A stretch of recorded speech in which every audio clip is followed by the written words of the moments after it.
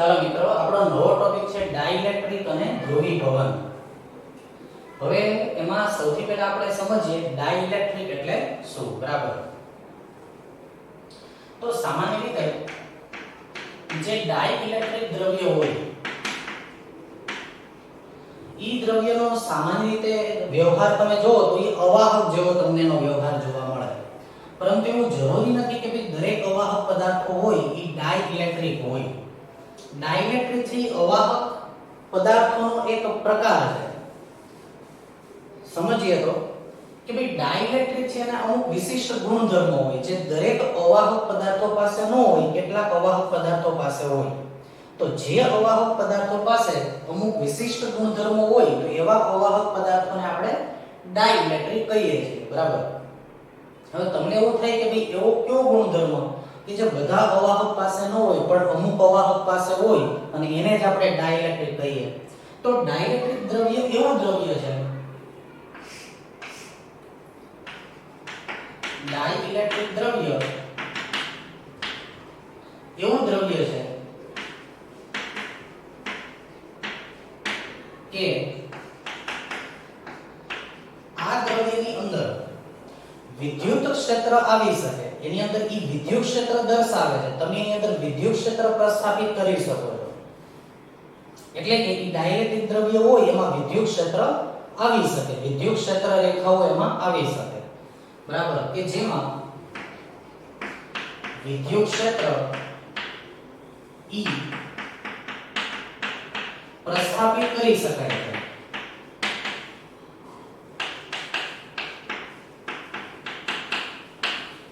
પરંતુ તેમાંથી વિદ્યુત પ્રવાહ પસાર કરી શકાતો નથી. વિદ્યુત પ્રવાહ પસાર કરી શકાતો નથી. સામાન્ય રીતે આપણે વિદ્યુતના અવાહકોને કહીએ તો કે વિદ્યુતના અવાહક એવા પદાર્થો છે કે જેમાંથી વિદ્યુત પ્રવાહ પસાર નથી થતો. તો ડાઇલેક્ટ્રિકમાંથી પણ વિદ્યુત પ્રવાહ પસાર નથી કરી શકાતો. એની પાસે મુક્ત ઇલેક્ટ્રોન હોતા નથી, એટલે કે એમાં મુક્ત ઇલેક્ટ્રોન ગતિ નથી કરી શકતા. તેમ છતાં પણ તમે એની અંદર વિદ્યુત ક્ષેત્ર છે પ્રસ્થાપિત કરી શકો છો. તો એવું દ્રવ્ય કે જે દ્રવ્યમાં વિદ્યુત ક્ષેત્ર પ્રસ્થાપિત કરી શકાય પરંતુ એમાંથી વિદ્યુત પ્રવાહ પસાર કરી નથી શકાતો, તો આવા દ્રવ્યને આપણે નામ આપીએ છીએ ડાઇલેક્ટ્રિક પદાર્થો. હવે ડાઇલેક્ટ્રિક પદાર્થો છે એના બે પ્રકાર છે. ડાઇલેક્ટ્રિક દ્રવ્ય કુલ બે પ્રકારના હોય.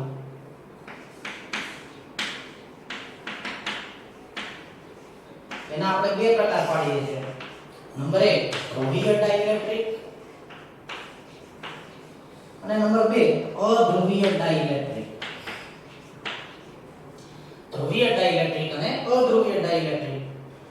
હવે ધ્રુવીય ડાઇલેક્ટ્રિક અને અધ્રુવીય ડાઇલેક્ટ્રિક એના વિશે હવે આપણે ડિટેલમાં ચર્ચા કરીએ. બરાબર, તેમાં સૌથી પહેલા આપણે લેવું છે ડાઇલેક્ટ્રિક દ્રવ્ય જે છે મેં તમને કીધું એમ કે ડાઇલેક્ટ્રિક દ્રવ્ય છે ઈ અમુક અવાહક છે ડાઇલેક્ટ્રિક હોઈ શકે પરંતુ બધા જ અવાહક પદાર્થો ડાઇલેક્ટ્રિક હોતા નથી. કેમ કે દરેક અવાહકની અંદર તમે વિદ્યુત ક્ષેત્ર પ્રસ્થાપિત નથી કરી શકતા. પણ અમુક એવા અવાહક જોવા મળે છે કે જેની અંદર વિદ્યુત ક્ષેત્ર પ્રસ્થાપિત કરી શકાય છે. પ્રવાહ તો કોઈનામાંથી ચાલતો નથી, માટે એને આપણે અવાહક કહીએ છીએ, પણ વિદ્યુત ક્ષેત્ર પ્રસ્થાપિત કરી શકાય છે. બરાબર, તો એવા તમામ દ્રવ્યો કે જેની અંદર એવા તમામ અવાહકો કે જેની અંદર વિદ્યુત ક્ષેત્ર પ્રસ્થાપિત કરી શકાય છે, પ્રવાહ તો કોઈનામાંથી ચાલવાનો જ નથી, તેવા તમામ જે દ્રવ્યો છે એને આપણે નામ આપીએ છીએ ડાઇલેક્ટ્રિક દ્રવ્ય અથવા તો ડાઇલેક્ટ્રિક પદાર્થો. ડાઇલેક્ટ્રિક પદાર્થોના મેં તમને કીધું એમ બે પ્રકાર છે, ધ્રુવીય ડાઇલેક્ટ્રિક અને અધ્રુવીય ડાઇલેક્ટ્રિક, જેના વિશે હવે આપણે ડિટેલમાં ચર્ચા કરીએ. તેમાં સૌથી પહેલા હું લઉં ધ્રુવીય ડાઇલેક્ટ્રિક.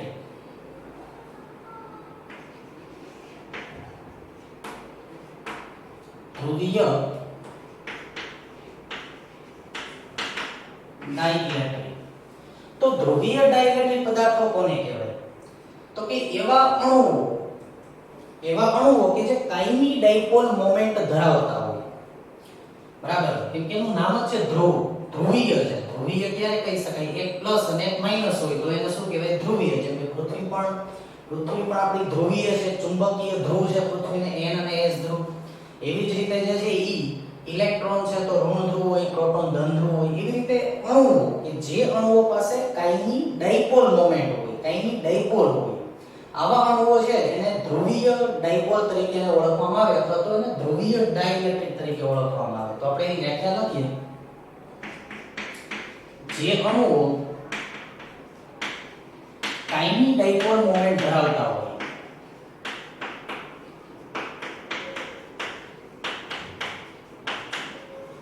જે અણુઓ કાયમી ડાયપોલ મોમેન્ટ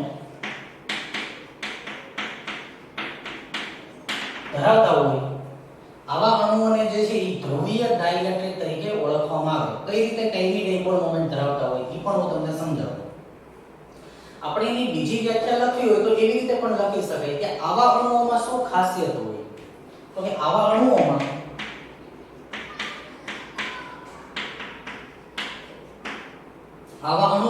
એક પરમાણુ માની લો કે ધન હોય તો બીજો પરમાણુ હશે ઋણ હશે. કેમ કે તમે ડાયપોલની વ્યાખ્યા તમને ખબર છે કે એકબીજાથી નિશ્ચિત અંતરે આવેલા સમાન મૂલ્યના અને વિજાતીય વિદ્યુતભારથી બનતી રચના. જેમ કે અહીંયા પ્લસ હોય અને અહીંયા માઈનસ હોય, તો પ્લસ અને માઈનસ આવા વિદ્યુતભારથી બનતું તંત્ર એને આપણે ડાયપોલ કીધી હતી. અને એની ડાયપોલ મોમેન્ટની દિશા કઈ હોય તો કે માઈનસ થી પ્લસ તરફ. વિદ્યુત ક્ષેત્રની દિશા પ્લસ થી માઈનસ તરફ હોય, પણ ડાયપોલ મોમેન્ટની દિશા માઈનસ થી પ્લસ તરફ હોય. અને જો આ અંતરને હું 2a કહી દઉં તો ડાયપોલ મોમેન્ટ સદિશ E બરાબર શું હતું 2a, અને માની લો કે આ પ્લસ q ના માઈનસ q તો 2a q. અને એનો એકમ હતો કુલમ ઇન્ટુ મીટર. બરાબર.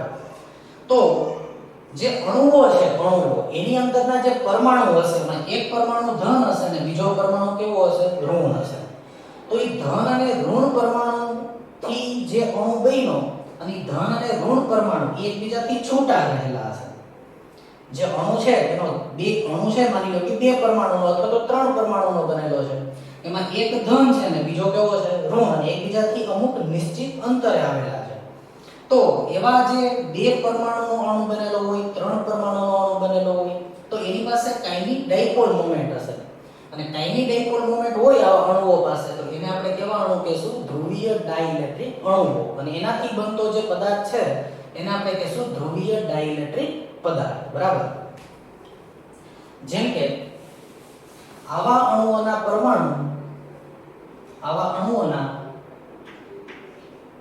ધન અને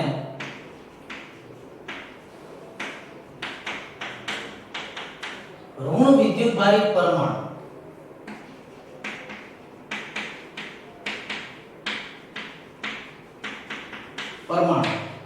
ના દ્રવ્યમાન કેન્દ્ર એકબીજા ઉપર સંપાત ન થતા હોય,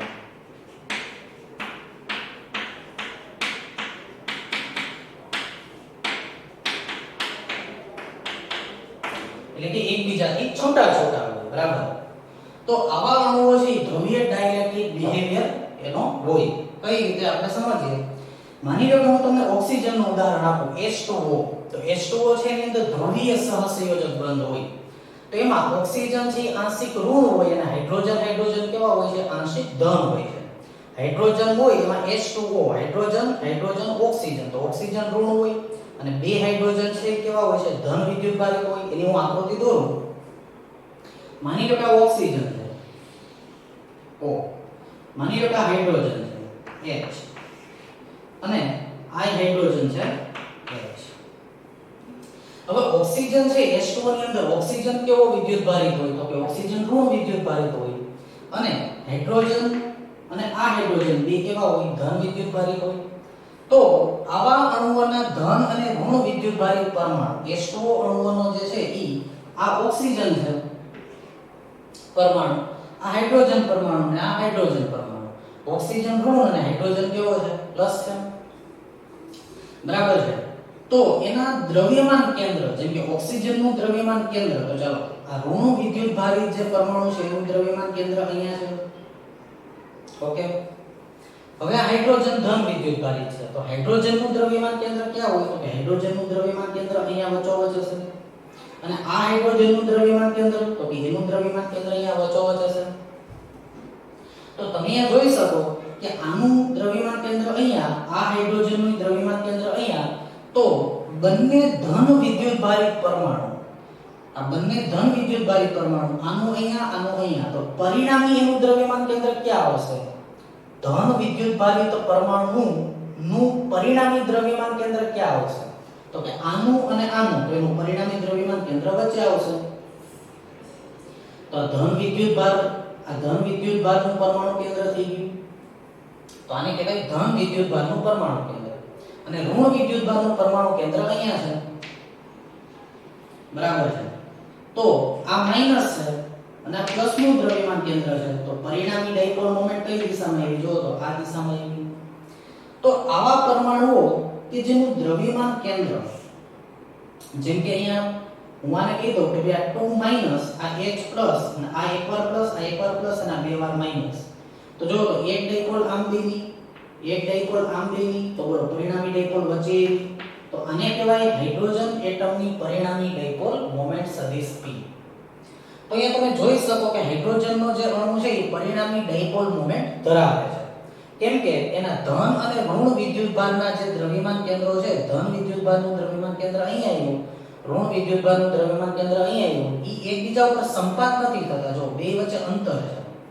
અને ધન અને ઋણ વિદ્યુતભારના દ્રવ્યમાન કેન્દ્ર એકબીજાથી છૂટા-છૂટા આવેલા હોય તો આવા અણુઓ છે ઈ ડાયપોલ મોમેન્ટ ધરાવે છે એમ કહેવાય. અને આવા અણુઓને શું નામ આપશું આપણે? ધ્રુવીય ડાઇલેક્ટ્રિક અણુઓ. અને એનાથી બનતું જે દ્રવ્ય છે એને આપણે નામ આપશું ધ્રુવીય ડાઇલેક્ટ્રિક દ્રવ્ય. હજી એક એક્ઝામ્પલ લઈએ ધ્રુવીયનું. દાખલા તરીકે NaCl અને HCl. તો જો હું HCl નું ઉદાહરણ લઉં તો માની લો કે હાઇડ્રોજન એટમ છે. અને જો આ હાઇડ્રોજન હોય, બરાબર, અને બીજો આપણે લઈએ Cl. માની લો કે આ છે Cl નો પરમાણુ અને એક છે હાઇડ્રોજન નો પરમાણુ. બરાબર. તો હાઇડ્રોજન HCl ની અંદર તમને ખ્યાલ છે કે HCl ની અંદર હાઇડ્રોજન પ્લસ હોય અને Cl કેવો હોય? માઈનસ હોય. બે વચ્ચે અમુક અંતર હોય એંગસ્ટ્રોમના પ્રમાણે. તો આ જે પ્લસ છે અને આ પરમાણુ કેવો છે? ઋણ વિદ્યુતભારિત છે. તો હાઇડ્રોજન પ્લસ અને ક્લોરીન માઈનસ. તો જે હાઇડ્રોજન ધન વિદ્યુતભારિત પરમાણુ છે એનું દ્રવ્યમાન કેન્દ્ર ક્યાં આવશે? તો કે આનું દ્રવ્યમાન કેન્દ્ર વચ્ચે આવ્યું. અને ક્લોરીન ઋણ વિદ્યુતભારિત છે તો ઋણ વિદ્યુતભારિત જે પરમાણુ છે એનું દ્રવ્યમાન કેન્દ્ર અહીં. તો જો બે સંપાત નથી થતા, બરાબર, ધન વિદ્યુતભારિત અને ઋણ વિદ્યુતભારિત જે પરમાણુ છે એના દ્રવ્યમાન કેન્દ્ર એકબીજા ઉપર સંપાત નથી થતા, એકબીજાથી છૂટા-છૂટા આવેલા છે. અને તેથી આવો જે અણુ છે ઈ ડાયપોલ મોમેન્ટ ધરાવે છે. અને તેથી આને કહેવાય ધ્રુવીય ડાઇલેક્ટ્રિક અણુ. બરાબર. અને એ ડાયપોલ મોમેન્ટની દિશા તમને ખબર છે, ઋણથી પ્લસ તરફ. તો અહીંથી ડાયપોલ મોમેન્ટની દિશા થઈ. એવી જ રીતે આપણે NaCl નું એક્ઝામ્પલ લઈએ. તો NaCl ની અંદર માની લો કે આ છે સોડિયમ પ્લસ અને માની લો કે આ છે ક્લોરીન માઈનસ. તો આનું દ્રવ્યમાન કેન્દ્ર અહીંયા હશે, આનું દ્રવ્યમાન કેન્દ્ર અહીંયા હશે. તો માઈનસ થી પ્લસ તરફ. તો NaCl પણ ડાયપોલ મોમેન્ટ ધરાવે છે. તો આમ જે અણુઓના દ્રવ્યમાન કેન્દ્ર છે, ધન અને ઋણ વિદ્યુતભારના દ્રવ્યમાન કેન્દ્ર, ઈ એકબીજા ઉપર સંપાત નહીં થતા હોય તો આવા તમામ જે અવાહક અણુઓ હશે એ બધા ડાયપોલ મોમેન્ટ ધરાવે છે. અને એને આપણે ધ્રુવીય ડાઇલેક્ટ્રિક અણુઓ કહીએ છીએ. બરાબર છે. તો આના એક્ઝામ્પલ આપણે લખવા હોય તો એક્ઝામ્પલમાં આવશે H2O, પછી NaCl, HCl અને NH3. આ બધા એના એક્ઝામ્પલ લખી શકાય. તો આવા અણુઓને આપણે નામ આપ્યું ધ્રુવીય ડાઇલેક્ટ્રિક અણુ. હવે આપણે લઈએ અધ્રુવીય ડાઇલેક્ટ્રિક અણુ. બરાબર. પહેલા તમે લખી લો. હવે આપણે લઈએ અધ્રુવીય ડાઇલેક્ટ્રિક અણુ.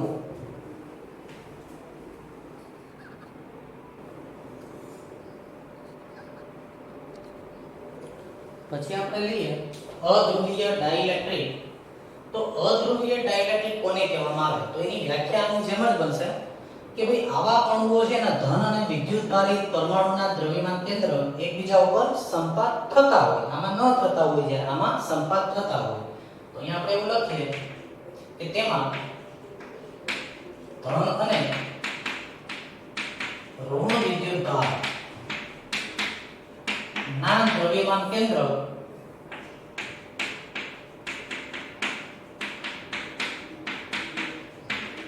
એકબીજા ઉપર સંપાત થતા હોય તો આવા અણુઓ છે એને આપણે કેવા અણુઓ કહેશું? અધ્રુવીય. કારણ કે કાયમી ડાયપોલ મોમેન્ટ ધરાવતા નથી. એટલે અહીંયા આપણે લખીએ આવા અણુઓ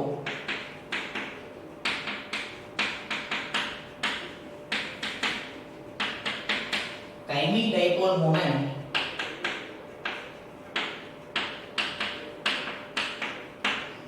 ધરાવતા નથી, પરંતુ જ્યારે તમે એને બાહ્ય વિદ્યુત ક્ષેત્રમાં મૂકશો ત્યારે જે ડાયપોલ મોમેન્ટ ધરાવે છે, અત્યારે ડાયપોલ મોમેન્ટ નથી ધરાવતા. આપણે એનું એક્ઝામ્પલ લઈએ.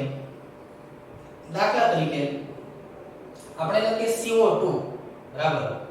તો જો આપણે CO2 લખીએ, CO2 છે, O2 છે, બરાબર, આ બધા અણુઓ છે, H2 છે, તો એ બધા અધ્રુવીય ડાઇલેક્ટ્રિક ના એક્ઝામ્પલ આવશે. દાખલા તરીકે CO2, H2, O2, બરાબર. અને એમાં સૌથી પહેલા હું કાર્બન અને ઓક્સિજન માટે જો હું વાત કરું તો માની લો કે ઓક્સિજન છે, બરાબર, અને હું ઓક્સિજન કીધો, આ ઓક્સિજન છે O, અને આ કાર્બન છે C. હવે CO2 ની અંદર ઓક્સિજન છે એ માઈનસ હોય, આ ઓક્સિજન છે એ માઈનસ હોય અને કાર્બન શું હોય, પ્લસ હોય, બરાબર. તો જો ઓક્સિજન માઈનસ હોય તો ઋણ વિદ્યુતભારનું દ્રવ્યમાન કેન્દ્ર અહીંયા આવ્યું, આ ઓક્સિજનનું દ્રવ્યમાન કેન્દ્ર અહીંયા આવ્યું, અને ધન વિદ્યુતભારિત પરમાણુ છે તો એનું દ્રવ્યમાન કેન્દ્ર એની વચ્ચે આવતું હશે. ઓકે, હવે તમે અહીંયા જોવો તો કે જે ઋણ વિદ્યુતભારિત બે પરમાણુ છે એનું પરિણામી દ્રવ્યમાન કેન્દ્ર ક્યાં આવશે? તો ઓક્સિજન તો ઋણ વિદ્યુતભારિત છે, આય ઋણ તો ઋણ વિદ્યુતભારનું દ્રવ્યમાન કેન્દ્ર ક્યાં આવ્યું? તો કે ઋણ વિદ્યુતભારનું દ્રવ્યમાન કેન્દ્ર અહીંયા જ આવ્યું, અને ધન વિદ્યુતભારનું દ્રવ્યમાન કેન્દ્ર અહીંયા જ આવ્યું.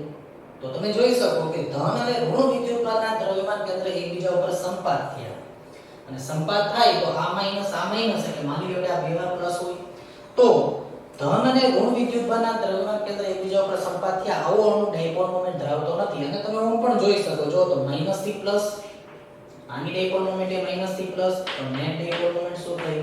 0. તો આ તમામ અણુઓ કે જેમાં ધન અને ઋણ વિદ્યુતભારના કેન્દ્રો એકબીજા ઉપર સંપાત થતા હોય, કોઇન્સાઇડ થતા હોય, તો આવા અણુઓ છે ડાયપોલ મોમેન્ટ ધરાવતા નથી. દાખલા તરીકે H2O માં લઈએ તો H2O ની અંદર હાઇડ્રોજન અને હાઇડ્રોજન, તો આનું દ્રવ્યમાન કેન્દ્ર વચ્ચે, આની વચ્ચે તો પરિણામી દ્રવ્યમાન કેન્દ્ર સંપાત થયું. તો જે અણુઓ કાયમી ડાયપોલ મોમેન્ટ ધરાવતા નથી એવા અણુઓને અધ્રુવીય અણુઓ કહેવાય, અને જે અણુઓ કાયમી ડાયપોલ મોમેન્ટ ધરાવતા હોય એવા અણુઓને ધ્રુવીય અણુઓ કહેવાય.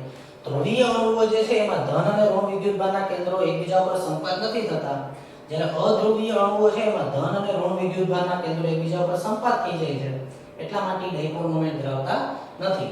પણ બેની એક સિમિલારિટી એ છે કે ધ્રુવીય અણુ હોય કે અધ્રુવીય અણુ હોય, પણ જ્યારે તમે એને બાહ્ય વિદ્યુત ક્ષેત્રમાં રાખી દેશો તો બાહ્ય વિદ્યુત ક્ષેત્રની અંદર તો બેની અંદર ડાયપોલ મોમેન્ટ પ્રેરિત થશે, બરાબર છે. જો ડાયપોલ છે તો એ ડાયપોલ જ રહેશે, પણ જે ડાયપોલ નથી જે અણુ એ પણ ડાયપોલ મોમેન્ટ ધરાવશે. કઈ રીતે આપણે જોઈએ આગળ.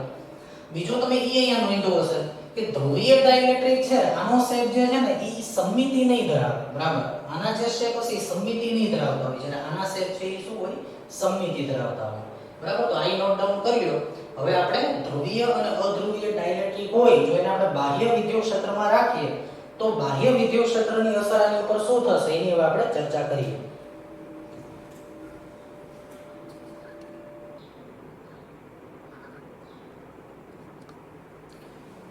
હવે આપણે બાહ્ય વિદ્યુત ક્ષેત્રની ડાઇલેક્ટ્રિક પર અસર જોઈએ. તો આપણે ધ્રુવીય અને અધ્રુવીય ડાઇલેક્ટ્રિક અણુઓ વિશે ભણી ગયા. હવે જે ધ્રુવીય અને અધ્રુવીય ડાઇલેક્ટ્રિક પદાર્થો છે એને આપણે બાહ્ય વિદ્યુત ક્ષેત્રની અંદર રાખી દઈએ. માનો કે પહેલા આપણે વાત કરીએ ધ્રુવીય અણુઓ વિશે.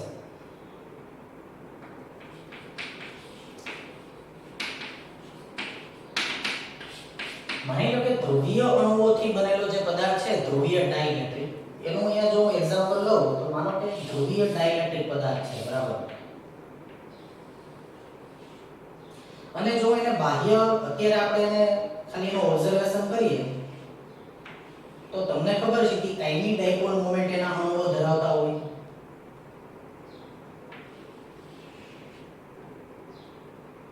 તો આના અણુઓ જે કાયમી ડાયપોલ મોમેન્ટ ધરાવતા હોય, પરંતુ તમે અહીંયા જોઈ શકો કે એના અણુઓની ગોઠવણી આવી રીતે થયેલી હોય, અસ્તવ્યસ્ત ગતિ કરતા હોય.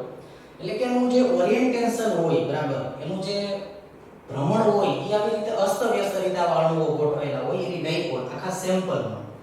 અહીંયા માઈનસ પ્લસ માઈનસ પ્લસ, બરાબર. એના ધન અને ઋણ વિદ્યુત ભારના કેન્દ્રો એકબીજાથી છૂટા પડેલા હોય તો આવી રીતે.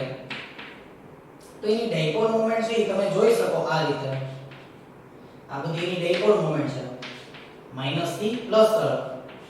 તો બધી ડાયપોલ મોમેન્ટનો જો તમે સરવાળો કરો તો નેટ ડાયપોલ મોમેન્ટ તમને શું મળશે? 0. તો આ સેમ્પલની તમને નેટ ડાયપોલ મોમેન્ટ અહીંયા મળી ગઈ 0. મતલબ કે એના અણુઓ ભલે ડાયપોલ મોમેન્ટ ધરાવતા હોય પરંતુ નેટ ડાયપોલ મોમેન્ટ છે એ તો તમને કેવી મળે છે? અહીંયા 0 મળે છે. એટલે કે આ જે આપણો સેમ્પલ છે એ પોતે કોઈ ડાયપોલ નથી, બરાબર. એના અણુઓ છે એ વ્યક્તિગત રીતે ડાયપોલ છે પણ આખો સેમ્પલની પરિણામી ડાયપોલ મોમેન્ટ કેટલી થાય છે? 0 થઈ છે, બરાબર. આવું છે. અત્યારે આપણે બાહ્ય વિદ્યુત ક્ષેત્ર લાગુ પડ્યું નથી. હવે આ જ સેમ્પલને માની લો કે હું બાહ્ય વિદ્યુત ક્ષેત્રમાં રાખી દઉં તો શું થશે? બરાબર, કેમ કે આ તો બધી ડાયપોલ છે તો ડાયપોલને જ્યારે તમે બાહ્ય વિદ્યુત ક્ષેત્રમાં રાખો છો તો શું થાય છે? યાદ કરો તો ટોર્કનું સૂત્ર. તો ટોર્ક બરાબર P ક્રોસ E અથવા તો P sin થીટા. તો જ્યારે બાહ્ય વિદ્યુત ક્ષેત્ર E ની અંદર જ્યારે ડાયપોલ P ને રાખવામાં આવે ત્યારે એની ઉપર ટોર્ક લાગે છે અને ટોર્ક લાગશે એ એવી રીતે લાગશે કે જેથી કરીને ડાયપોલ કઈ દિશામાં ગોઠવાઈ જાય? વિદ્યુત ક્ષેત્રની દિશામાં, સંતુલિત સ્થિતિમાં. આ રીતે જેમ કે આ વિદ્યુત ક્ષેત્ર E છે અને આ ડાયપોલ મોમેન્ટ P છે. બે વચ્ચેનો જો ખૂણો થીટા હોય તો બે વચ્ચે ટોર્ક લાગશે અને ટોર્ક લાગવાના લીધે આ જે ડાયપોલ હશે એ બાહ્ય વિદ્યુત ક્ષેત્રની દિશામાં ગોઠવાઈ જાય. તો કોઈ પણ ડાયપોલને બાહ્ય વિદ્યુત ક્ષેત્રમાં રાખવામાં આવે તો એની એવો ગુણધર્મ હોય કે ડાયપોલ કઈ દિશામાં ગોઠવવાનો પ્રયત્ન કરે? વિદ્યુત ક્ષેત્ર E ની દિશામાં. તો એ જ રીતે અહીંયા તમે જોઈ શકો કે બધી ડાયપોલ છે અસ્તવ્યસ્ત રીતે ગોઠવાયેલી હોય. હવે જો હું આ સેમ્પલને બાહ્ય વિદ્યુત ક્ષેત્રમાં રાખી દઉં તો શું થશે? તો જો આ સેમ્પલને હું બાહ્ય વિદ્યુત ક્ષેત્રમાં રાખી દઉં આ રીતે, માની લો કે બાહ્ય વિદ્યુત ક્ષેત્ર અહીંયા અમે લાગુ કર્યું, બરાબર, આ દિશામાં. તો આ દરેકે દરેક ડાયપોલ ઉપર ટોર્ક લાગશે અને ટોર્ક લાગવાના લીધે દરેકે દરેકની ડાયપોલ મોમેન્ટ આ રીતે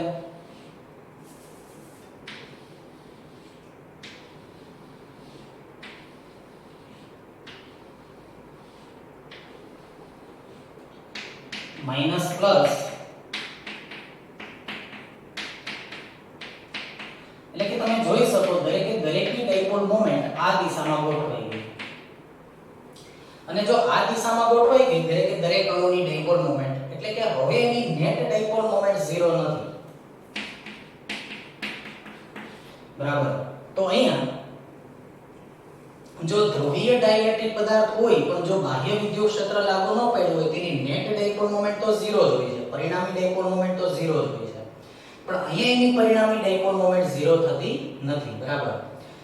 અને આ જે ડાઇલેક્ટ્રિક પદાર્થ છે એની અંદર ડાયપોલ મોમેન્ટ આવી, હવે એનું ડાયપોલ મોમેન્ટ 0 નથી તો અહીંયા ડાઇલેક્ટ્રિક પદાર્થ છે એનું ધ્રુવીભવન થયું છે એમ કહેવાય. તો આમ આપેલ ધ્રુવીય ડાઇલેક્ટ્રિક પદાર્થ નું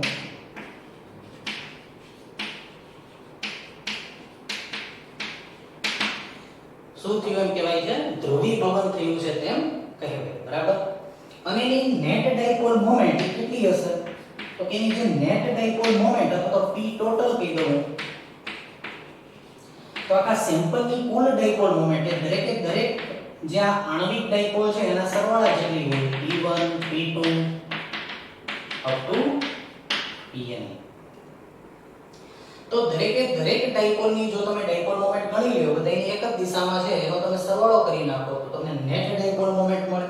અને એ જ નેટ ડાયપોલ મોમેન્ટ એ આખા ડાઇલેક્ટ્રિકની ડાયપોલ મોમેન્ટ થઈ એમ કહી શકાય. અને તેથી આ ડાયપોલ પેલા અધ્રુવીય, આ જે ધ્રુવીય ડાઇલેક્ટ્રિક હતો પણ એની નેટ ડાયપોલ મોમેન્ટ તો 0 હતી આખા પદાર્થની. પણ હવે આખા પદાર્થની નેટ ડાયપોલ મોમેન્ટ 0 નથી, બરાબર. એટલે કે આપેલ ડાઇલેક્ટ્રિકને જ્યારે બાહ્ય વિદ્યુત ક્ષેત્રમાં મૂકવામાં આવે ત્યારે એનું શું થયું એમ કહેવાય? ધ્રુવીભવન થયું એમ કહેવાય. એની નેટ ડાયપોલ મોમેન્ટ હવે 0 રહેશે નહીં, બરાબર. તેમ છતાં પણ ઉષ્મીય ઊર્જાના લીધે, બરાબર, વાતાવરણમાં રૂમ ટેમ્પરેચરે ઉષ્મા ઊર્જાના કારણે આ ડાયપોલ મોમેન્ટ છે થોડી ઘણી આમથી આમ અસ્તવ્યસ્ત વાઇબ્રેટ કરતી હોય છે પણ બાહ્ય વિદ્યુત ક્ષેત્ર છે એ એને વિદ્યુત ક્ષેત્રની દિશામાં રાખે છે, બરાબર. પણ જો ટેમ્પરેચર વધારે હશે તો આ નેટ ડાયપોલ મોમેન્ટ હશે એની કિંમતમાં ઘટાડો આવશે. પછી આપણે વાત કરીએ અધ્રુવીય ડાઇલેક્ટ્રિક માટે કે જો હું અધ્રુવીય હોય એને હું બાહ્ય વિદ્યુત ક્ષેત્રમાં રાખી દઉં તો શું થાય અને વિદ્યુત ક્ષેત્રમાં ન રાખ્યો હોય તોની પરિસ્થિતિ શું હશે હવે આપણે એની ચર્ચા કરીએ. તો જોઈએ હવે આપણે વાત કરીએ અધ્રુવીય ડાઇલેક્ટ્રિક માટે.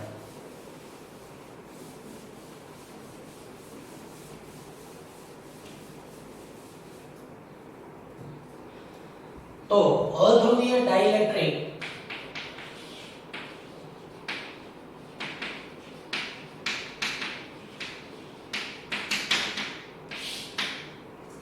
જો આપણે એની પહેલા એક અણુ લઈ અને માત્ર એની ચર્ચા કરીએ અધ્રુવીય ડાઇલેક્ટ્રિકમાં તો આપણે અધ્રુવીય ડાઇલેક્ટ્રિક એને કહેતા કે જેના ધન અને ઋણ વિદ્યુતભારના કેન્દ્રો એકબીજા ઉપર સંપાત થયેલા હોય. તો અહીંયા હું એક અણુ દોરી નાખું તમને ખ્યાલ આવે એના માટે. માની લો કે એક અણુ આપણે લઈએ માની લો કે આ ઋણ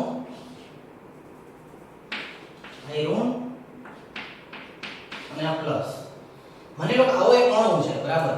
એક પરમાણુ બીજો પરમાણુ ના ત્રીજો પરમાણુ બરાબર. હવે આ બેનું દ્રવ્યમાન કેન્દ્ર વચ્ચે છે ઋણ અને ઋણ આનું અહીંયા તો પરિણામી દ્રવ્યમાન કેન્દ્ર ઋણ વચ્ચે ધનનું દ્રવ્યમાન કેન્દ્ર વચ્ચે તો ઋણ અને ધનના કેન્દ્ર સંપાત થયા નેટ ડાયપોલ મોમેન્ટ આની 0 છે આ અણુની બરાબર. તો જો અધ્રુવીય અણુઓની નેટ ડાયપોલ મોમેન્ટ 0 હોય હવે જો તમે એને બાહ્ય વિદ્યુત ક્ષેત્રમાં રાખો તો શું થશે? તો જો તમે આવા જે ડાયપોલ છે એને બાહ્ય વિદ્યુત ક્ષેત્રમાં રાખી દો બરાબર માનો કે બાહ્ય વિદ્યુત ક્ષેત્રમાં હું રાખી દઉં તો એનાથી એવું થશે કે બાહ્ય વિદ્યુત ક્ષેત્ર આમ હોવાથી ઇલેક્ટ્રોન ઉપર બળ લાગશે અને ઇલેક્ટ્રોન છે એ વિદ્યુત ક્ષેત્રની વિરુદ્ધ દિશામાં ગોઠવાશે તો આ ઇલેક્ટ્રોન છે ટ્રાન્સફર થઈને અહીંયા આવી આવશે અને ઇલેક્ટ્રોન ટ્રાન્સફર થઈને આવી આવ્યો તો એનું દ્રવ્યમાન કેન્દ્ર અહીંયા આવી ગયું ઋણ વિદ્યુતભાર. પેલા ઋણ વિદ્યુતભારનું દ્રવ્યમાન કેન્દ્ર વચ્ચે હતું હવે એનું દ્રવ્યમાન કેન્દ્ર અહીંયા છે અને વિદ્યુત ક્ષેત્રના કારણે ધન અને ધન ઉપર અપાકર્ષી બળ લાગશે એટલે આ જે છે એ આમ શિફ્ટ થશે ધન વિદ્યુતભાર થોડો અને આમ શિફ્ટ થવાના કારણે એનું દ્રવ્યમાન કેન્દ્ર પણ અહીંયા ક્યાંક શિફ્ટ થશે. તો આ ધન વિદ્યુતભારનું દ્રવ્યમાન કેન્દ્ર અને આ ઋણ વિદ્યુતભારનું દ્રવ્યમાન કેન્દ્ર એટલે કે પ્લસ આમ ગયા માઈનસ આમ ગયા પણ પછી આ પ્લસ માઈનસ વચ્ચે પાછું આકર્ષી બળ હોય એટલે ઈ બે એકબીજાને સંતુલિત કરે એટલા દૂર રહેશે એકબીજાથી બરાબર. અને તેથી પરિણામી ડાયપોલ મોમેન્ટ જો તો આ દિશામાં ગોઠવાય તો અહીંયા પણ ડાયપોલ મોમેન્ટની દિશા બાહ્ય વિદ્યુત ક્ષેત્રની દિશામાં છે. તો જ્યારે આવા અધ્રુવીય અણુઓને જ્યારે તમે બાહ્ય વિદ્યુત ક્ષેત્રમાં મૂકો ત્યારે એના ધન અને ઋણ વિદ્યુતભારનું કેન્દ્ર સંપાત થયેલું હતું એ સ્ટ્રેચ થશે આ રીતે એકબીજાથી દૂર જશે સ્થાનાંતરિત થશે અને સ્થાનાંતરિત થવાના કારણે એની અંદર ડાયપોલ મોમેન્ટ પ્રેરિત થશે બરાબર. તો એમ કહી શકાય કે જ્યારે અધ્રુવીય અણુઓને અહીંયા હું લખું કે અધ્રુવીય અણુને બાહ્ય વિદ્યુત ક્ષેત્રમાં ગોઠવતા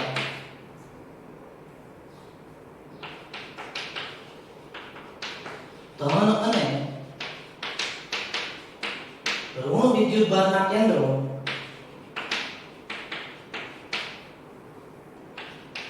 કે જે સંપાત થયેલા હોય એ શું થશે સ્થાનાંતરિત થશે અને ધન અને ઋણ વિદ્યુતભારના કેન્દ્રો સ્થાનાંતરિત થયા પહેલા કેન્દ્ર અહીંયા હતું હવે ધન આમ કહીશું ઋણ આમ આવી ગયું તો એ સ્થાનાંતરિત થાય છે અને એના લીધે પ્રેરિત ડાયપોલ ઉદ્ભવે છે.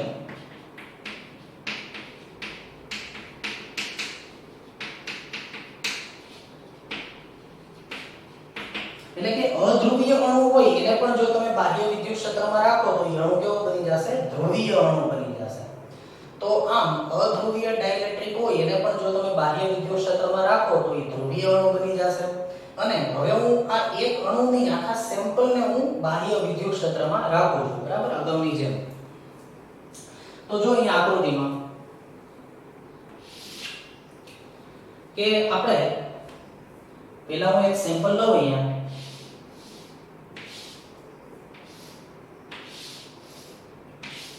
માની લો કે અહીંયા આપણે વિદ્યુત ક્ષેત્ર હજી લાગુ પડ્યું નથી બરાબર. જો વિદ્યુત ક્ષેત્ર લાગુ નહીં પડ્યું હોય તો અધ્રુવીય અણુઓ નો બનેલો આ ડાઇલેક્ટ્રિક પદાર્થ છે તો એમાં ધન અને ઋણ વિદ્યુતભારના કેન્દ્રો એકબીજા ઉપર સંપાત થયેલા હોય એને હું આ રીતે બતાવી દઉં plus minus plus minus plus minus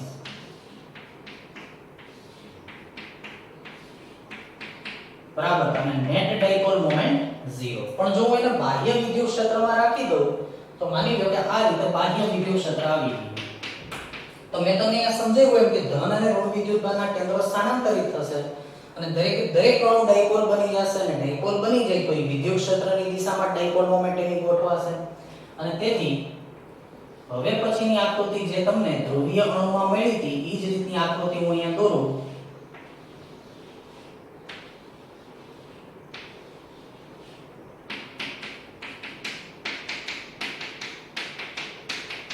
જો તો દરેકમાં આ રીતે તમને ડાયપોલ મોમેન્ટ મળી ગઈ અને તેથી હવે અહીંયા નેટ ડાયપોલ મોમેન્ટ 0 નથી તો આપણે એવા તારણો પર આવ્યા કે ધ્રુવીય ડાઇલેક્ટ્રિક હોય કે અધ્રુવીય ડાઇલેક્ટ્રિક હોય ધ્રુવીય હોય કે અધ્રુવીય ડાઇલેક્ટ્રિક હોય જો તમે એને બાહ્ય વિદ્યુત ક્ષેત્રમાં મૂકો તો એનું શું થયું એમ કહેવાય પોલેરાઇઝેશન થયું એમ કહેવાય પોલેરાઇઝેશન થયું મતલબ કે આ આખા સ્લેબની હવે કુલ ડાયપોલ મોમેન્ટ 0 નથી આખો સ્લેબ છે એની અંદર શું આવી ગયું ડાયપોલ મોમેન્ટ બરાબર એટલે કે આનું ધ્રુવીભવન થયું એમ કહેવાય પોલેરાઇઝેશન થયું એમ કહેવાય અને ડાઇલેક્ટ્રિક હોય કે ડાઇલેક્ટ્રિક ન હોય તેમ છતાં પણ બે કેસમાં એનું શું થયું એમ કહેવાય ધ્રુવીભવન થયું એમ કહેવાય અને અત્યારે આપણે જે વાત કરી ઈ 0 કેલ્વિન ટેમ્પરેચરે વાત કરીએ છીએ નહીતર આ જે ડાયપોલ છે ઈ પણ અસ્તવ્યસ્ત આ રીતે ગતિ કરતી હોય પણ છેલ્લે ઈ કેટલું તમે વિદ્યુત ક્ષેત્ર લાગુ પડ્યું એની ઉપર હોય કે ભાઈ કેટલા સદિશ કેટલા આણ્વીય ડાયપોલ વિદ્યુત ક્ષેત્રની દિશામાં ગોઠવાયેલા રહેશે બરાબર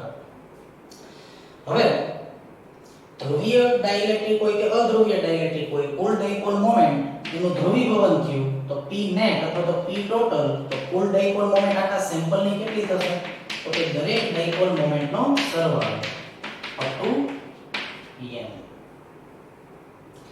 અને સેમ્પલ નું શું થયું એમ કહેવાય પોલેરાઇઝેશન થયું એમ કહેવાય તો હવે આપણે ચર્ચા કરવી છે પોલેરાઇઝેશન ઉપર બરાબર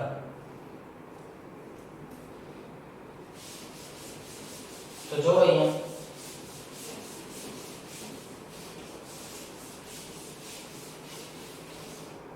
પોલેરાઇઝેશન થયું તો એ જે પોલેરાઇઝેશન થાય છે એ કેટલું પોલેરાઇઝેશન થયું ધ્રુવીય કે અધ્રુવીય બાહ્ય વિદ્યુત ક્ષેત્રમાં મૂકી દઈએ તેનું પોલેરાઇઝેશન તો થયું એટલે કે એની અંદર ડાયપોલ મોમેન્ટ આવી ગઈ આખા સેમ્પલ ની અંદર હવે એની કુલ નેટ ડાયપોલ મોમેન્ટ 0 નથી પણ આખા સેમ્પલ પાસે એક ડાયપોલ મોમેન્ટ છે બરાબર તો એ ડાયપોલ મોમેન્ટ છે તો એ કેટલી ડાયપોલ મોમેન્ટ હશે એટલે કે એનું પોલેરાઇઝેશન થયું તો કેટલું એનું પોલેરાઇઝેશન થયું હવે આપણે એની ચર્ચા કરીએ તો ઈ જે રાશિ છે એને કહેવાય પોલેરાઇઝેશન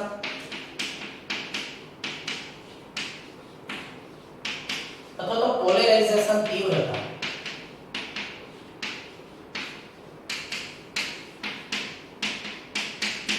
એને આપણે બતાવી દઈશું કેપિટલ P વડે બરાબર સદિશ રાશિ છે પોલેરાઇઝેશન P તો તમે અહીંયા જોયું કે જે ડાઇલેક્ટ્રિક હતો માઈનસ પ્લસ આની અંદર જે ડાયપોલ મોમેન્ટ આવી ગઈ બરાબર છે જો તો આ લંબાઈને હું d કહી દઉં અને એનો એરિયા છે એનો હું a કહી દઉં તો આનું ટોટલ વોલ્યુમ કેટલું થયું તો કે v બરાબર ad બરાબર ડાઇલેક્ટ્રિક નું તો હવે તમે આખા સ્લેબની કુલ ડાયપોલ મોમેન્ટ ગણી લો p1 p2 p3 p4 pn બધાનો સરવાળો કરો એટલે કુલ ડાયપોલ મોમેન્ટ મળી જશે તમને તો આમ પોલેરાઇઝેશન અથવા તો પોલેરાઇઝેશન તીવ્રતા એ રાશિને કેવી રીતે વ્યાખ્યાયિત કરી શકાય તો પોલેરાઇઝેશન અથવા પોલેરાઇઝેશન તીવ્રતા એટલે કે આખા સેમ્પલની કુલ ડાયપોલ મોમેન્ટ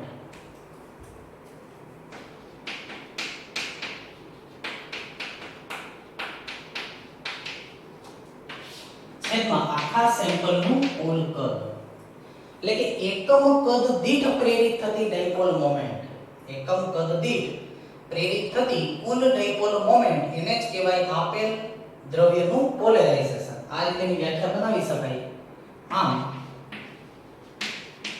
એકમ કદ દીઠ પ્રેરિત થતી કુલ ડાયપોલ મોમેન્ટ એને જ આપણે કહેશું પોલેરાઇઝેશન અથવા પોલેરાઇઝેશન તીવ્રતા, જેનું કેપિટલ P વડે બતાવી દઉં તો કેપિટલ P બરાબર P ટોટલ બરાબર. P એટલે ડાયપોલ મોમેન્ટ સ્મોલ p, જ્યાં P ટોટલ એટલે કે દરેકની ડાયપોલ મોમેન્ટનો સરવાળો બરાબર. આટલા કદમાં એટી કદમાં રહેલી કુલ dipole moment P1 P2 P3 up to Pn છેદમાં કદ બરાબર. તો આને તમે કહી શકો પોલેરાઇઝેશન અથવા આપેલ સેમ્પલની પોલેરાઇઝેશન તીવ્રતા. હવે આપણી બુકની અંદર એના માટેનો એક કન્સેપ્ટ આપ્યો છે કે ભાઈ જો અહીંયા પોલેરાઇઝેશન થયું તો પોલેરાઇઝેશન થયું કોના કારણે? તો પોલેરાઇઝેશન થાય છે બાહ્ય વિદ્યુત ક્ષેત્રના લીધે બરાબર. કે જ્યાં પોલેરાઇઝેશન P થયું એટલે કે એકમ કદ દીઠ જે ડાયપોલ મોમેન્ટ ઉત્પન્ન થઈ બરાબર. થયું તો આખા સેમ્પલમાં પણ એકમ કદ દીઠ કેટલી ડાયપોલ મોમેન્ટ, આ રાશિને આપણે શું નામ આપ્યું છે? પોલેરાઇઝેશન તીવ્રતા બરાબર. તો એકમ કદ દીઠ કેટલી ડાયપોલ મોમેન્ટ ઉત્પન્ન થઈ, પોલેરાઇઝેશન તીવ્રતા. તો પોલેરાઇઝેશન જે થયું એનો આધાર કઈ બાબત ઉપર હોય?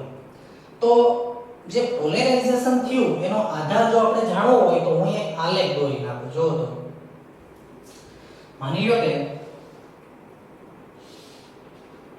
અહીંયા હું દોરી નાખું પોલેરાઇઝેશન કેપિટલ P, આ P, અને અહીંયા હું દોરી નાખું બાહ્ય વિદ્યુત ક્ષેત્ર. હવે જે આ સેમ્પલ છે એમાં તમે બાહ્ય વિદ્યુત ક્ષેત્ર વધારતા જાઓ. જેમ જેમ તમે બાહ્ય વિદ્યુત ક્ષેત્ર વધારતા જશો તેમ વધુ ને વધુ જે આણ્વીય ડાયપોલ હશે, અણુઓની ડાયપોલી વધુ ને વધુ બાહ્ય વિદ્યુત ક્ષેત્રની દિશામાં ગોઠવાશે. અને જે નહીં ગોઠવાણી હોય, થોડી ઘણી અસ્તવ્યસ્ત હશે, એ પણ આમ ગોઠવવાનું ચાલુ કરી દેશે. ઉષ્મીય ઉર્જાને અસ્તવ્યસ્ત કરતી હોય પણ ઉષ્મીય ઉર્જાનો સામનો કરીને પણ એ બાહ્ય વિદ્યુત ક્ષેત્રની દિશામાં ગોઠવાતી જાય. અને આમ તમે જેમ જેમ વિદ્યુત ક્ષેત્ર વધારતા જશો તેમ તેમ આ સેમ્પલનું પોલેરાઇઝેશન વધતું જાય છે. આ રીતે જો આ એનો મેં આલેખ દોર્યો. તો આવો આલેખ જોવા મળ્યો. અને જો આવો આલેખ જોવા મળ્યો તો તમે અહીંયા જોઈ શકો કે ભાઈ પોલેરાઇઝેશન P છે E જે બાહ્ય વિદ્યુત ક્ષેત્ર છે E એના સમપ્રમાણમાં છે, કેમ કે આલેખ સુરેખાવે છે બરાબર છે. તો પોલેરાઇઝેશન P છે એ બાહ્ય વિદ્યુત ક્ષેત્રના સમપ્રમાણમાં છે. અને જો તમે આનો ઢાળ શોધો P/E તો E થશે આપણો અચાંક બરાબર. તો P બરાબર અહીંયા જે ઢાળ આવે છે આનો એને આપણે એક નામ આપીએ છીએ chi e. આને આપણે શું વાંચશું? chi e બરાબર. એને લખાય આ રીતે chi, પણ બોલશું આપણે શું એને? chi બરાબર. chi e આને કહેવાય ઇલેક્ટ્રિક સસેપ્ટિબિલિટી. chi e શું છે? તો કે ઇલેક્ટ્રિક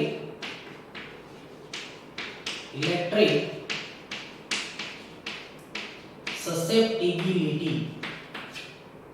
શું કહેવાય? ઇલેક્ટ્રિક સસેપ્ટિબિલિટી ઇન્ટુ E બરાબર. જો ઢાળ વધારે હશે તો ઇલેક્ટ્રિક સસેપ્ટિબિલિટી વધારે કહેવાય, ઢાળ ઓછો હશે તો ઇલેક્ટ્રિક સસેપ્ટિબિલિટી ઓછી કહેવાય. એટલે કે તમને ઈ ખબર પડી કે જેમ જેમ તમે વિદ્યુત ક્ષેત્ર વધારો એમ, માની લો કે આવી રીતનો ઢાળ હતો તો જેમ વિદ્યુત ક્ષેત્ર વધે એમ પોલેરાઇઝેશન તો વધે છે પણ ઓછો વધે છે. જો પણ જેમ વિદ્યુત ક્ષેત્ર વધે એમ પોલેરાઇઝેશન એનાથી વધુ વધે છે. તમે એવું દ્રવ્ય લઈ આવો કે જેનો ઢાળ આવો મળે તો વિદ્યુત ક્ષેત્ર વધે એમ પોલેરાઇઝેશન વધુ થાય છે. તો જે chi e છે એ દ્રવ્ય ઉપર આધાર રાખશે બરાબર. ઈ કયા દ્રવ્યને તમે બાહ્ય વિદ્યુત ક્ષેત્ર લગાડ્યું છે એના ઉપર આધાર રાખશે કે એકમ વિદ્યુત ક્ષેત્ર દીઠ કેટલું પોલેરાઇઝેશન થયું બરાબર. જો તમારે chi ની વ્યાખ્યા સમજવી હોય તો આવું તમે આપી શકો. chi બરાબર શું થશે? P/E. તો એકમ વિદ્યુત ક્ષેત્ર દીઠ થતું પોલેરાઇઝેશન એને જે શું કહેવાય? આપેલ દ્રવ્યની સસેપ્ટિબિલિટી. જેમ સસેપ્ટિબિલિટી વધારે હશે આપેલ દ્રવ્યની એમ એની અંદર પોલેરાઇઝેશન વધુ થશે. એટલે કે સસેપ્ટિબિલિટી પોલેરાઇઝેશન થવાનો ગુણ દર્શાવે છે. કે હું તમને એમ કહું કે ભાઈ જો તો અહીંયા સસેપ્ટિબિલિટી કોની વધારે? એની વધારે, B ની એનાથી ઓછી, C ની એનાથી ઓછી. તો જે દ્રવ્યનું પોલેરાઇઝેશન વધુ થાય ઓછા વિદ્યુત ક્ષેત્ર વડે પણ બરાબર, તો એની સસેપ્ટિબિલિટી વધારે કહેવાય અને બીજો એનો આધાર તાપમાન ઉપર પણ હોય. તો સસેપ્ટિબિલિટી નો આધાર બે બાબત ઉપર આધાર રાખશે. નંબર 1 દ્રવ્યના પ્રકાર ઉપર અને નંબર 2 તાપમાન ઉપર. દ્રવ્યના પ્રકાર ઉપર અને બીજો એનો આધાર કોની ઉપર છે? તાપમાન ઉપર. હવે આપણે સસેપ્ટિબિલિટી નો પણ એકમ મેળવીએ અને આનો પણ એકમ મેળવીએ. જો તેનો એકમ શું આવશે?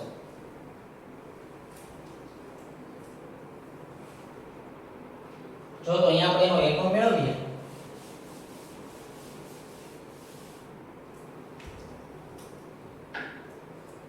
તો પેલા મને ઈ લખાવો P ટોટલ શું છે? તો કે દરેકે દરેક ડાયપોલ નો સરવાળો P1 P2 P3 P4. તો P1 coulomb into metre, P2 નો એકમ coulomb into meter, P3 coulomb into meter. તો P ટોટલ નો એકમ એ કુલમ ઇન્ટુ મીટર. તો અહીંયા પોલેરાઇઝેશન તીવ્રતા P નો એકમ અને એની દિશા પણ જો તો ડાયપોલ મોમેન્ટની દિશામાં જ આવશે. બરાબર, તો અહીંયા P નો એકમ પોલેરાઇઝેશન તીવ્રતા P નો એકમ શું થશે? જો તો coulomb into meter upon meter cube. તો આનો એકમ આવ્યો કુલમ પર મીટર સ્ક્વેર. હવે વાત કરીએ આપણે સસેપ્ટિબિલિટી માટે. તો સસેપ્ટિબિલિટી નો એકમ શું થશે? ઇલેક્ટ્રિક સસેપ્ટિબિલિટી નો એકમ. તો ઇલેક્ટ્રિક સસેપ્ટિબિલિટી માટે P અપોન E. તો P નો એકમ જો આપણે લખીએ તો કુલમ પર મીટર સ્ક્વેર અને આનો એકમ શું થશે? વિદ્યુત ક્ષેત્રનો એકમ ન્યૂટન પર કુલમ. તો ન્યૂટન પર કુલમ. બરાબર છે. તો આનો એકમ થશે c² અપોન nm². અને જો તમારે આનું પારિમાણિક સૂત્ર બનાવવું હોય તો તમને જો તો ન્યૂટન એટલે કે બળનું પારિમાણિક સૂત્ર આવડે, મીટર એટલે કે લંબાઈનું પારિમાણિક સૂત્ર આવડે અને કુલમ એટલે શું થાય? Q = IT વિદ્યુત પ્રવાહનું સૂત્ર A1 T1. બરાબર છે. તો આનો એકમ થશે A2 T2 ન્યૂટન અને મીટરનું પારિમાણિક સૂત્ર ઉપરથી તમે સસેપ્ટિબિલિટીનો એકમ પણ બનાવી એનું પારિમાણિક સૂત્ર પણ બનાવી શકો. તો જેટલા પણ ડાઇઇલેક્ટ્રિક આ ગુણધર્મનું પાલન કરતા હોય એને કહેવાય રેખીય ડાઇઇલેક્ટ્રિક પદાર્થો. કારણ કે રેખીય રીતેનો આલેખ મળે છે. બરાબર, તો જે ડાઇઇલેક્ટ્રિક પદાર્થ હોય એની અંદર વિદ્યુત ક્ષેત્રના સમપ્રમાણમાં જો એનું પોલેરાઇઝેશન થતું હોય તો એવા બધા જ ડાઇઇલેક્ટ્રિકને કેવા ડાઇઇલેક્ટ્રિક કહેવાય? રેખીય ડાઇઇલેક્ટ્રિક પદાર્થો તરીકે ઓળખવામાં આવે. હવે આપણે એની પછી પોલેરાઇઝેશન તીવ્રતા આપણે એકમ જોયો. હવે જે સ્લેબ આપણે મૂક્યો બાહ્ય વિદ્યુત ક્ષેત્રમાં તો તમને એ તો ખબર પડી ગઈ કે ભાઈ ધ્રુવીય હોય કે અધ્રુવીય હોય. બરાબર, ડાઇઇલેક્ટ્રિક. પણ જો એને બાહ્ય વિદ્યુત ક્ષેત્રમાં રાખીએ તો એનું પોલેરાઇઝેશન તો થાય જ છે અને અધ્રુવીય હોય તો એ ધ્રુવીય જ બની જાય છે અને ધ્રુવીય હોય તો એ ધ્રુવીય હતો અને એની પર ટોર્ક લાગે છે. બાહ્ય વિદ્યુત ક્ષેત્રમાં ગોઠવાય એનું પોલેરાઇઝેશન થઈ ગયું. પોલેરાઇઝેશનનું સૂત્ર એકમ કદ દીઠ પ્રેરિત થતી ડાયપોલ મોમેન્ટ અને પોલેરાઇઝેશન છે એ બાહ્ય વિદ્યુત ક્ષેત્રના સમપ્રમાણમાં હોય. ચલન નિશાની દૂર કરી આ ચલન કઈ હોય ને આપણે ઇલેક્ટ્રિક સસેપ્ટિબિલિટી નામ આપી દીધું છે. ઓકે, હવે આપણે જે પોલેરાઇઝેશન થયું સ્લેબનું તો એના વિશે આપણે થોડીક વધારે ડિટેલમાં હવે આપણે ચર્ચા કરવી છે કે માની લો કે ડાઇલેક્ટ્રિક પદાર્થ હવે ધ્રુવીય છે કે અધ્રુવીય એ કોઈ બોલવાની જરૂર નથી કેમ કે બે માટે ગુણધર્મો તો સમાન જ મળ્યા, બેનું સરખી જ રીતે વિતરણ થાય છે. તો હું ડાઇલેક્ટ્રિક પદાર્થને બાહ્ય વિદ્યુત ક્ષેત્રમાં મૂકી અને એનું જે ગોઠવણી થઈ એનું જે પોલેરાઇઝેશન થયું એની આપણે થોડીક ડિટેલમાં ચર્ચા કરીએ તો અહીંયા સમજો તમે.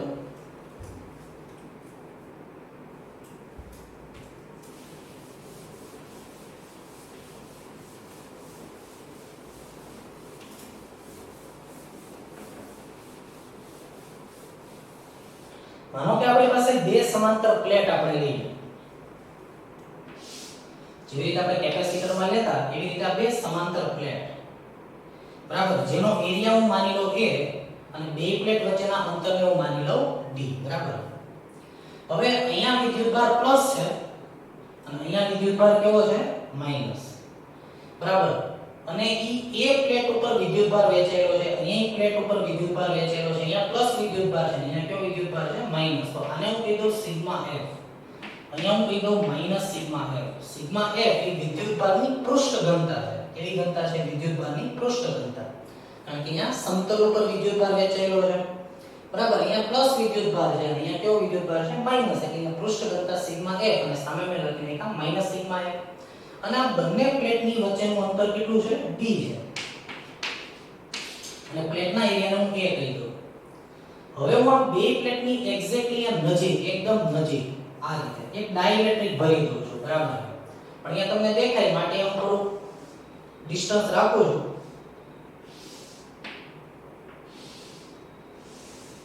જો તમે ડાઇલેક્ટ્રિક આની વચ્ચે ભરી દીધો, તમે મને પહેલા એ કહો કે જ્યારે મેં આ ડાઇલેક્ટ્રિક નહોતો ભર્યો ત્યારે આ વિદ્યુત ક્ષેત્ર કઈ દિશામાં હતું? તો કે પ્લસ થી માઈનસ, એટલે કે બે પ્લેટ વચ્ચેનું વિદ્યુત ક્ષેત્ર આ દિશામાં હતું. બરાબર છે? તો વિદ્યુત ક્ષેત્ર આ દિશામાં હતું. હવે જો હું આને બાહ્ય વિદ્યુત ક્ષેત્રની અંદર જો હું આ ડાઇલેક્ટ્રિકને રાખી દઉં તો એની અંદર ડાઇપોલ મોમેન્ટ, એના અણુઓ જે છે એની અંદર ડાઇપોલ પ્રેરિત થશે અને આવી રીતે દરેકની આણ્વીય ડાઇપોલ હશે બાહ્ય વિદ્યુત ક્ષેત્રની દિશામાં ગોઠવાઈ જશે અને એનું ધ્રુવીભવન થયું એમ કહેવાય. અને આખા સેમ્પલની કુલ ડાઇપોલ મોમેન્ટ એ દરેક ડાઇપોલ મોમેન્ટના સરવાળા જેટલી હોય. બરાબર, અહીંયા હજી એક દોરી નાખીએ.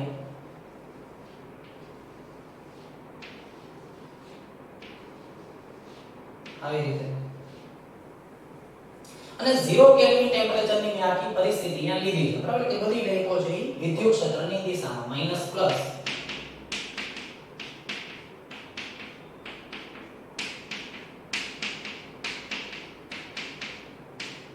આ રીતે. તો તમે અહીંયા જોઈ શકો કે જે ડાઇલેક્ટ્રિક પદાર્થ છે, બરાબર, એની અંદર તમે આટલો ભાગ ધ્યાનથી જો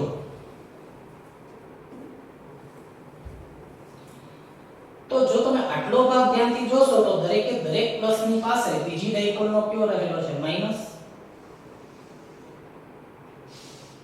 અને દરેક પ્લસની પાસે બીજી ડાઇપોલનો જો માઈનસ રહેલો હોય તો ઈ એનું તટસ્થીકરણ કરી નાખે છે.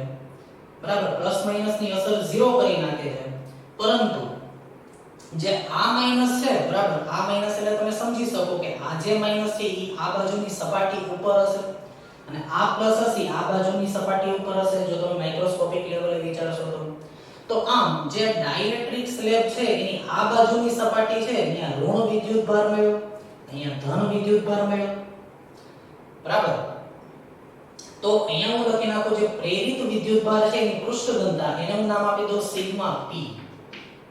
પણ એ માઈનસ માં છે અને અહીંયા જે મળ્યા એને હું કહી દઉં પ્લસ સિગ્મા p. બરાબર, તો વચ્ચેના વિદ્યુતભારો જે છે એનું તટસ્થીકરણ થઈ ગયું અને અહીંયા તમને મળી સિગ્મા p માઈનસ અને અહીંયા મળી સિગ્મા p પ્લસ પૃષ્ઠ ઘનતા. આને કહેવાય પ્રેરિત વિદ્યુતભારની પૃષ્ઠ ઘનતા. અહીંયા વિદ્યુતભાર પ્રેરિત થયો, જો આ સપાટી ઉપર માઈનસ અને આ સપાટી ઉપર પ્લસ વિદ્યુતભાર પ્રેરિત થયો. બરાબર, તો જ્યારે બે કેપેસિટરની સમાંતર પ્લેટ અથવા તો a ક્ષેત્રફળવાળી બે પ્લેટ, અહીંયા પૃષ્ઠ ઘનતા સિગ્મા f હતી, અહીંયા માઈનસ સિગ્મા f, એટલે અહીંયા પ્લસ q અને અહીંયા માઈનસ q, એટલે વિદ્યુત ક્ષેત્ર બે પ્લેટની વચ્ચે આમ હતું. એની વચ્ચે જો તમે ડાઇલેક્ટ્રિક પદાર્થ રાખી દીધો તો એનું પોલેરાઇઝેશન થઈ ગયું. હવે પોલેરાઇઝેશન કેટલું થયું હજી આપણે એની ચર્ચા કરીએ છીએ. તો તમે ઈ વસ્તુ અહીંયા નોટ કરી કે આ બધા વિદ્યુતભારો પાસપાસના વિદ્યુતભારો એકબીજાનું તટસ્થીકરણ કરી દે છે. અહીંયા માઈનસ પ્રેરિત થયો અને અહીંયા કયો વિદ્યુતભાર પ્રેરિત થયો? પ્લસ. એને કહેવાય પ્રેરિત વિદ્યુતભારની પૃષ્ઠ ઘનતા, પોલેરાઇઝ્ડ વિદ્યુતભારની પૃષ્ઠ ઘનતા. બરાબર, માઈનસ સિગ્મા p અને અહીંયા સિગ્મા p પ્લસ. તો આ બાજુની સપાટી ઉપર માઈનસ વિદ્યુતભાર પ્રેરિત થયો છે અને ડાઇલેક્ટ્રિકની આ બાજુની સપાટી ઉપર પ્લસ વિદ્યુતભાર પ્રેરિત થયો છે. એની પૃષ્ઠ ઘનતા છે સિગ્મા p અને માઈનસ સિગ્મા p. પણ એક વસ્તુ એ યાદ રાખો કે સિગ્મા f ની કિંમત હંમેશા સિગ્મા p કરતા વધારે હશે. એનું કારણ એ છે કે આ જે અવાહક દ્રવ્ય છે, અવાહક દ્રવ્ય પાસે એટલા બધા વિદ્યુતભારો હોતા નથી, એટલે અહીંયા સિગ્મા f ની સામે એટલો જ વિદ્યુતભાર સામે પ્રેરિત નથી થઈ શકતો. જો આ ધાતુનો બનેલો સ્લેબ હોત તો એની પાસે અસંખ્ય મુક્ત વિદ્યુતભાર વાહકો હોત. તો અહીંયા સિગ્મા F હો તો અહીં એટલો જ વિદ્યુતભાર પ્રેરિત થઈ જાય. જો આ ધાતુ હોત તો, પણ આ અવાહક છે, એની પાસે એટલા મુક્ત વિદ્યુતભાર વાહકો નથી હોતા, એની પાસે એટલો વિદ્યુતભાર નથી હોતો. તેથી અહીંયા જે વિદ્યુતભારની પૃષ્ઠ ઘનતા છે સિગ્મા P સિગ્મા F કરતા કેવી હશે? ઓછી હશે. બીજું હું તમને ઈ કહેવા માંગુ છું કે તેથી સ્લેબની અંદર વિદ્યુત ક્ષેત્ર કઈ દિશામાં મેળવું?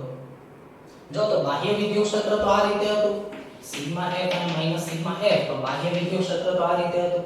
પણ સ્લેબ મૂકવાથી અહીંયા સિગ્મા P અને અહીંયા માઈનસ સિગ્મા P, તો વિદ્યુત ક્ષેત્ર આમ મેળવું પ્લસ થી માઈનસ અંદરના ભાગમાં, અને અંદરના ભાગમાં વિદ્યુત ક્ષેત્ર આ દિશામાં મેળવું. જો તો બાહ્ય વિદ્યુત ક્ષેત્ર આમ મેળવું, ઈ આવું, પણ અંદરના ભાગમાં તો વિદ્યુત ક્ષેત્ર વિરુદ્ધ દિશામાં મેળવું આપણને.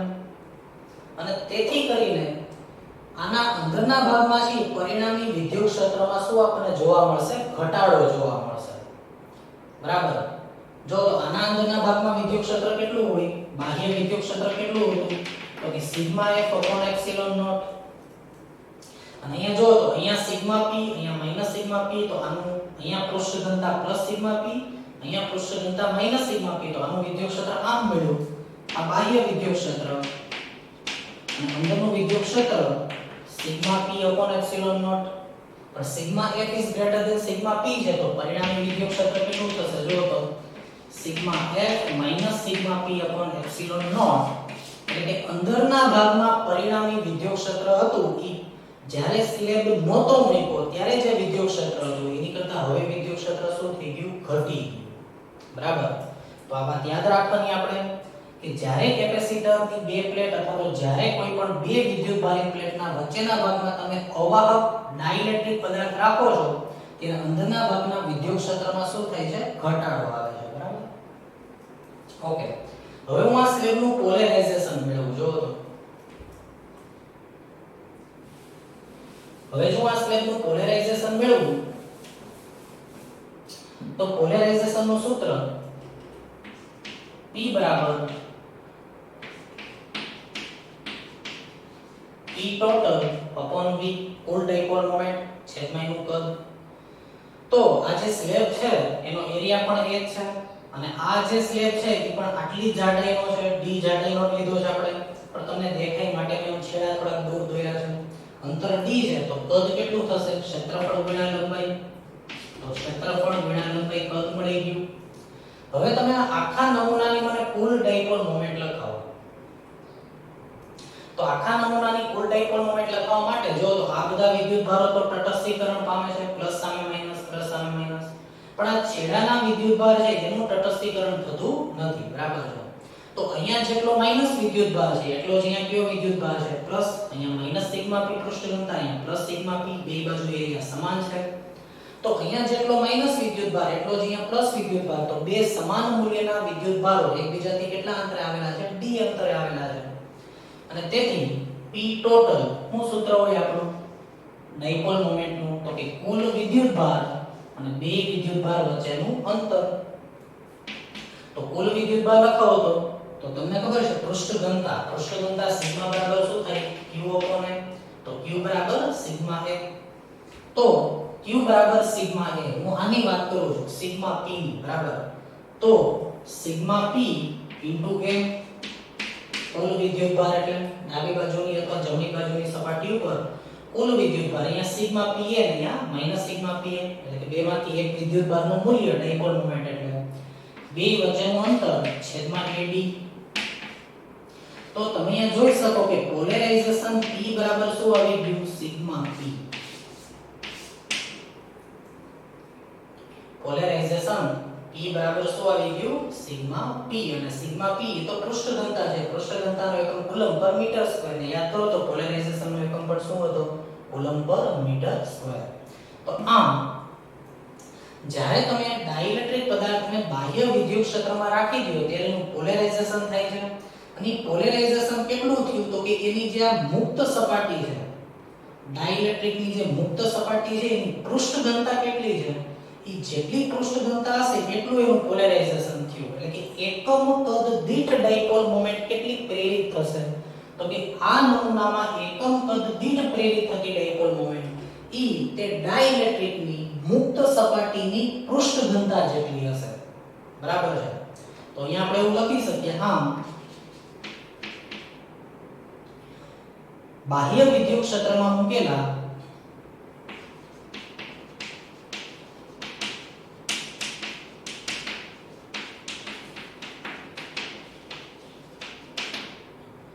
ડાઇલેક્ટ્રિક નું પોલેરાઇઝેશન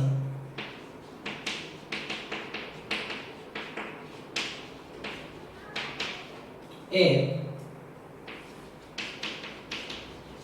તેની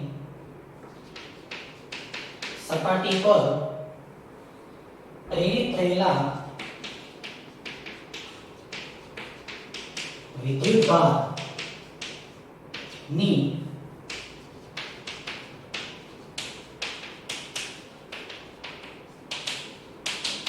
પૃષ્ઠ ઘનતા જેટલું છે બાહ્ય વિદ્યુત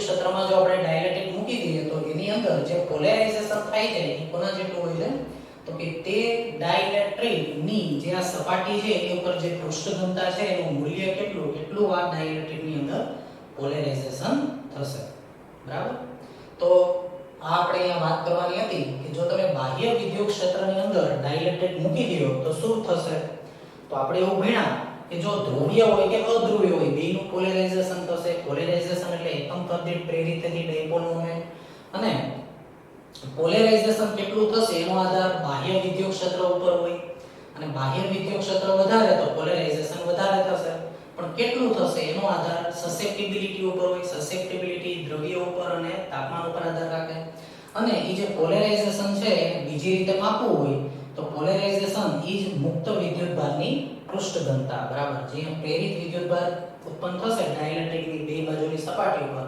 એની પૃષ્ઠ ઘનતા જે છે એ જ આપણું આ શ્રેણીનું શું થયું પોલેરાઇઝેશન બરાબર લખી લો તમારા શબ્દોમાં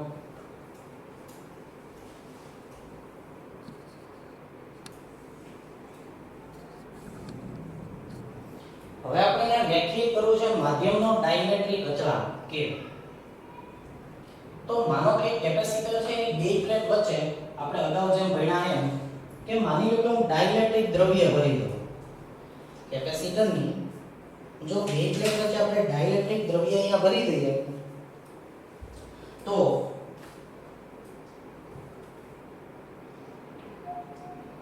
આપણે આની અગાઉના પ્રશ્નમાં મેં તમને સમજાવ્યું કે ડાઇલેક્ટ્રિકની અંદર જે ડાઇલેક્ટ્રિક પદાર્થ અહીંયા તમે જે ભર્યો એની અંદર જે વિદ્યુત ક્ષેત્ર ઉત્પન્ન થયું હતું ઈ વિદ્યુત ક્ષેત્ર બાહ્ય વિદ્યુત ક્ષેત્રની કઈ દિશામાં હતું વિરુદ્ધ દિશામાં હતું બરાબર એટલે અહીંયા જે પૃષ્ઠ ઘનતા હતી એ હતી સિગ્મા p અને અહીંયા હતી માઈનસ સિગ્મા p અને અહીંયા પૃષ્ઠ ઘનતા હતી સિગ્મા અને કેપેસિટરની પ્લેટ ઉપર અને અહીંયા માઈનસ સિગ્મા તો આનું વિદ્યુત ક્ષેત્ર આમ મેળવ્યું અને આ પ્લેટનું વિદ્યુત ક્ષેત્ર આમ મેળવ્યું બરાબર પણ આ જે પ્લેટ છે સુવાહક પ્લેટ છે અને એના વિદ્યુત ક્ષેત્રના લીધે અવાહક ઉપર જે વિદ્યુતભાર પ્રેરિત થયો ઈ વિદ્યુતભાર ઈ કેપેસિટરની પ્લેટની જે પૃષ્ઠ ઘનતા છે ને એની કરતા ઓછો હશે કેમ કે આ અવાહક છે એટલે તેથી કેપેસિટરનું વિદ્યુત ક્ષેત્ર જે હતું ઈ આમ મેળવ્યું અને ડાઇલેક્ટ્રિકની અંદર વિદ્યુત ક્ષેત્ર આમ ઉત્પન્ન થયું એણે એનો વિરોધ કર્યો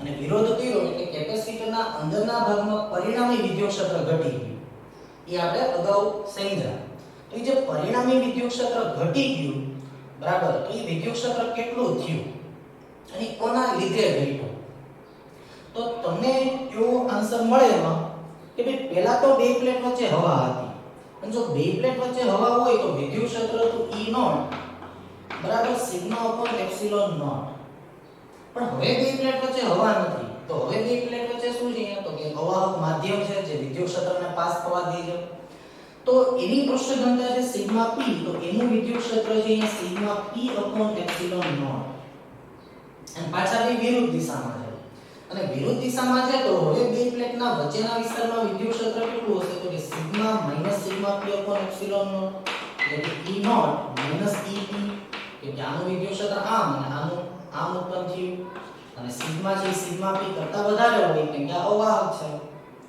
એટલે E0 ની કિંમત EP કરતા વધારે હોય તેથી E બરાબર મોટામાંથી નાનું જો હું બાદ કરું તો પરિણામી વિદ્યુત ક્ષેત્ર મને E ઈ આ દિશામાં મળ્યું અને આ વિદ્યુત ક્ષેત્ર હશે ઈ નોટ કરતા તો કેવું હશે ઓછું જ હશે તો હવા માધ્યમ હતી કેપેસિટરની બે પ્લેટ વચ્ચે અને એની બદલે જ્યારે તમે ડાઇલેક્ટ્રિક મૂકી દો છો તો પરિણામી વિદ્યુત ક્ષેત્ર ઘટી ગયું જ્યાં પરિણામી વિદ્યુત ક્ષેત્ર છે હવે ઈ ઘટી ગયું કોના લીધે ઘટી ગયું તો કે તમે ઈ બી બાદ કરી નાખ્યા ઈ નોટ માંથી તો પરિણામી વિદ્યુત ક્ષેત્ર ઈ મળ્યું પણ પહેલા કેટલું હતું તો કે ઈ નોટ તો ઈ અને ઈ નોટ હવાના જ્યારે માધ્યમ હવા હતી ત્યારે વિદ્યુત ક્ષેત્ર ઈ નોટ હતું પણ હવે અહીંયા માધ્યમ છે હવા નથી પણ કોઈ બીજું માધ્યમ છે ડાઇલેક્ટ્રિક તો હવે વિદ્યુત ક્ષેત્ર કેટલું થઈ ગયું ઈ થઈ ગયું તો આ બે વચ્ચે સંબંધ દર્શાવતું આપણે અચળાંક લેશું આ બે વચ્ચે સંબંધ દર્શાવતો